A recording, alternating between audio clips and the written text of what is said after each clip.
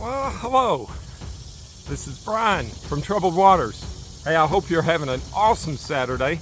I am, and just blessed to be out here and just enjoying life and having another start to a new day, to like 2 Corinthians 3:18, grow in the image of my Lord and Savior Jesus Christ.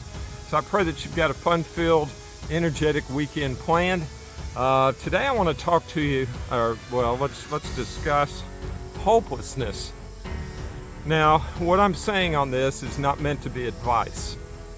This is something I'm just sharing with you on how I deal with hopelessness. And I think it's something that each of us are going to face at one point in our lives.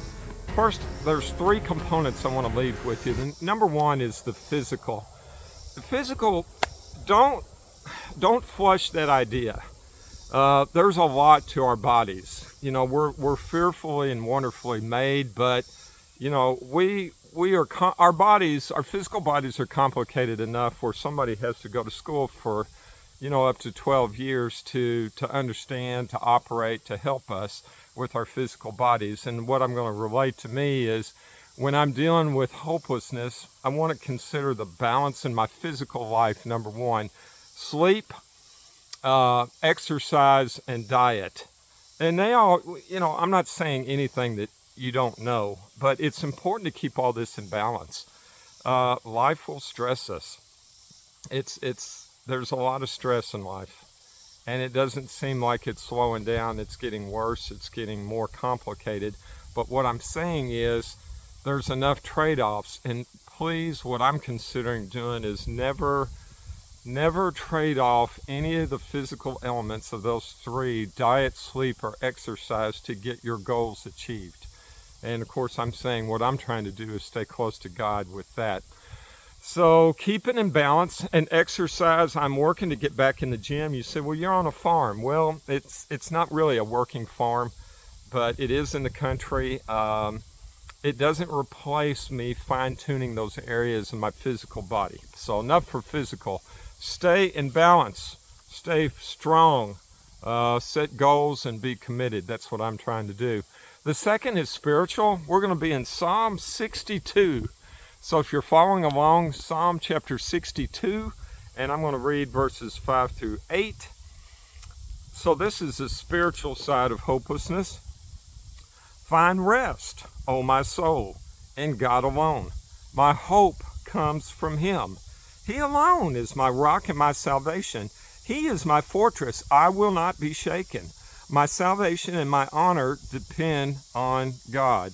He is my mighty rock, my refuge. Trust in Him at all times. O people, pour out your hearts to Him, for God is our refuge. And that comes from the book of Psalms. I couldn't have said that any better. And that is Psalm 62, verses 5 through 8. Putting on the full armor, putting God first before I ever get out of bed, uttering a prayer before I ever say anything to anybody, are just some guidelines that I try to follow every day that I'm on this planet to not just connect with God. It's more than that. It's what David just wrote here, is pouring out my heart to God. As far as hopelessness, I got some really bad news this morning from a person that's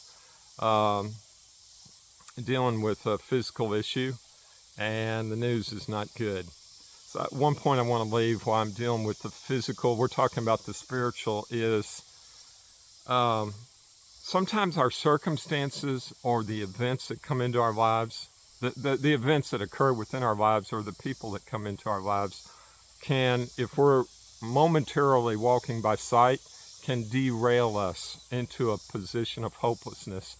And what I do when I'm dealing with these situations is, no, I didn't cause it.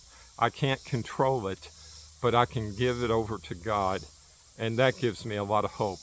The last thing I want to leave with you, number 3. So we talked about the physical, keeping in balance, the spiritual, turning it over to God, but it's more than just connecting with God. It's God is my best friend. It's pouring my heart out to God and whatever issues or circumstances are troubling me. The last thing is emotional. I'm I'm not doing myself or God any favors by drawing inward because of hopelessness.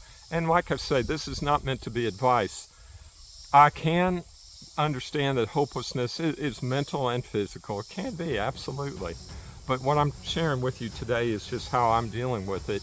The emotional, what I try to do is serve others, live in faith. This Sunday we're going to a nursing home, tomorrow, hopefully to sing. I want to connect with folks in prison, with folks in the hospital, with nursing homes. I want to serve, even if it's my neighbor, even if it's cooking or cutting the grass for somebody. I want to be there for God and for my fellow man. So like and subscribe to this video. Go on and make this a great day, but above all, make it a godly day.